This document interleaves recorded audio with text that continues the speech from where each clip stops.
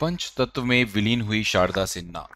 बिहार कोकिला शारदा सिन्हा को लोगों ने आज नम आंखों से अंतिम विदाई दी है। पटना के राजेंद्र नगर आवास पर अंतिम दर्शन करने के लिए लोगों की भीड़ उमड़ पड़ी। सीएम नीतीश कुमार ने उनके पार्थिव शरीर पर पुष्प चक्र अर्पित कर अपनी भावभीनी श्रद्धांजलि दी। साथियों, शारदा सिन्हा जी, जिनको अक्सर बिहार की आवाज कहा जाता है, मैथिली, भोजपुरी और मगही में अपने खूबसूरत गीतों के लिए जानी जाने वाली शारदा सिन्हा जी पंचतत्व में विलीन हो गई हैं। संगीत के प्रति उनके समर्पण ने उन्हें पद्मश्री और पद्म भूषण सहित कई पुरस्कार दिलवाए हैं। साथियों, अगर हम बात करते हैं आज बिहार की कोकिला शारदा सिन्हा जी की, तो इनकी एक शॉर्ट बायोग्राफी मैं आपके सामने रखने की कोशिश कर रहा हूं, और ऐसे महान विभूति की जो बायोग्राफी है वो आप सभी लोगों के लिए प्रेरणादायक रहे, उसी का प्रयास इस वीडियो के माध्यम से किया जा रहा है। शारदा सिन्हा जी के प्रारंभिक जीवन और पृष्ठभूमि की अगर हम बात करते हैं, तो बिहार कोकिला के नाम से मशहूर शारदा सिन्हा जी का जन्म 1 अक्टूबर 1952 को बिहार के सुपौल जिले के हुलास गांव में हुआ था। संगीत के प्रति उनका प्यार बचपन से ही था और बाद में उन्होंने मगध महिला कॉलेज, प्रयाग संगति समिति और ललित नारायण मिथिला विश्वविद्यालय से संगीत की औपचारिक शिक्षा प्राप्त की। उन्होंने संगीत में पीएचडी और बैचलर ऑफ एजुकेशन की यानी कि डिग्री, बीएड की डिग्री इन्होंने हासिल की है। साथियों, अगर हम बात करते हैं बिहार कोकिला शारदा सिन्हा जी के संगीत सफर और शुरुआती करियर की, तो शारदा सिन्हा जी का करियर 1980 के दशक में शुरू हुआ, जब उनकी अनोखी आवाज में बिहार के लोक संगीत का सार समाहित था। उन्होंने पारंपरिक मैथिली लोक गीतों को गाकर शुरुआत की और जल्द ही पूरे बिहार और उसके बाहर लोकप्रियता हासिल कर ली। उनके संगीत को मैथिली, भोजपुरी, मगही और हिंदी जैसी भाषाओं में गाया जाता है, जिसमें सांस्कृतिक त्योहारों और परंपराओं का जश्न मनाने वाले गीत अक्सर आपको शामिल होते हुए दिखेंगे। अगर हम बात करते हैं शारदा सिन्हा जी की लोकप्रियता और उपलब्धियों की या उपाधियों की, तो साथियों, अपनी मधुर आवाज और लोक संगीत के प्रति समर्पण के कारण उन्हें प्यार से बिहार कोकिला के नाम से जाना जाता है। उनके गीत अक्सर पारंपरिक विषयों और त्योहारों जैसे छठ पूजा, बिहार के एक प्रमुख त्योहार पर प्रकाश डालते हैं। वे विशेष रूप से विवाह गीत और छठ गीत जैसे अपने गीतों के लिए जानी जाती हैं, जो शादी और छठ पूजा समारोह के दौरान दर्शकों के साथ गूंजते हैं। अगर हम बात करते हैं तो इनके प्रेस्टिजियस प्रदर्शन और योगदान की अगर हम बात करें, तो शारदा सिन्हा जी ने कई महत्वपूर्ण कार्यक्रमों में प्रस्तुति दी है।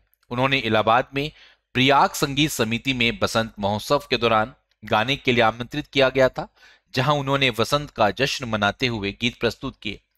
एक बिहार के एक महत्वपूर्ण त्योहार छठ पूजा के दौरान भी उनकी प्रस्तुतियां प्रमुख रही हैं। जब मॉरिशस के प्रधानमंत्री नवीन राम गुलाम बिहार आए थे, तब उन्होंने प्रस्तुति दी। इसी के साथ साथ 2010 में इन्होंने नई दिल्ली के प्रगति मैदान में जब बिहार उत्सव का प्रदर्शन की बात की जा रही थी, तो उन्होंने बिहार उत्सव में प्रदर्शन किया, जिसमें इन्होंने राष्ट्रीय मंच पर बिहार की सांस्कृतिक विरासत का प्रतिनिधित्व किया। साथियों, अगर हम बात करते हैं बॉलीवुड और फिल्मी गानों के बारे में इनके, तो शारदा सिन्हा जी ने बॉलीवुड में मैंने प्यार किया, 1989 के मशहूर गाने काहे तो से सजना, गैंग्स ऑफ वासेपुर पार्ट 2 के तार बिजली और कौन सी नगरिया के साथ 4 फुटिया छोकरे जैसी फिल्मों में अपनी आवाज दी है। बॉलीवुड में इनके काम ने उनकी लोक संगीत शैली को बड़े पैमाने पर पहुंचाया।